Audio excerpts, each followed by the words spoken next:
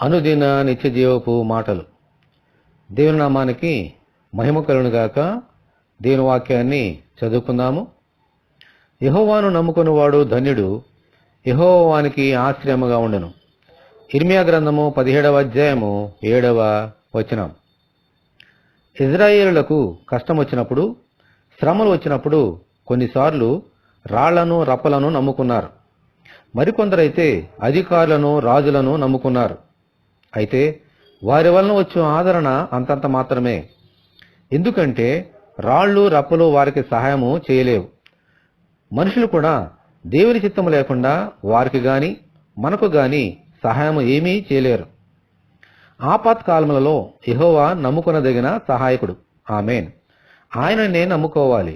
అప్పుడే ఆయన మనకు ఆశ్రయదురముగా ఉంటారు. మనం ఎంతో సురక్షితముగా ఉండగలుగుతాము. మనకు కలిగిన బాధలన్నిటి నుండి విముక్తి పొందగలుగుతాము. అప్పుడు ఈ లోకంలో ధన్యులుగా జీవించగలుగుతాం. దేవునికి స్తోత్రము. హల్లెలూయా. ప్రభువా, సమస్తము సాధ్యమైన మిమ్ములనే నమ్ముకుంటూ ఈ లోకములో జీవించినట్లు దయచేయమని మనమందరము దేవుని ప్రార్థన చేసుకుందాము. ప్రభువా, మీ కొందనాలు తండ్రి. అబ్రహాము, ఇస్సాకు, యాకోబుల దేవా, మాకు వచ్చినటువంటి ప్రతి శ్రమలో కష్టములో మిమ్మల్ని నమ్ముకునినైనా ఆ శ్రమ నుండి బయటకు వచ్చే భాగ్యము మాకు అనుగ్రహించండి.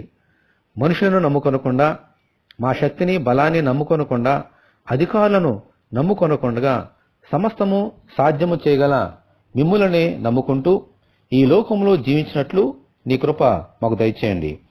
ఈ వాక్యం వింటే నీ బిడ్డలందరినీ దీవించమని యేసు అతి పరిశుద్ధమైన నామములో ప్రార్థన చేయుచున్నాము తండ్రి.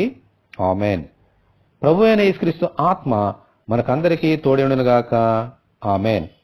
పరిశుద్ధ దేవుని మందిరం.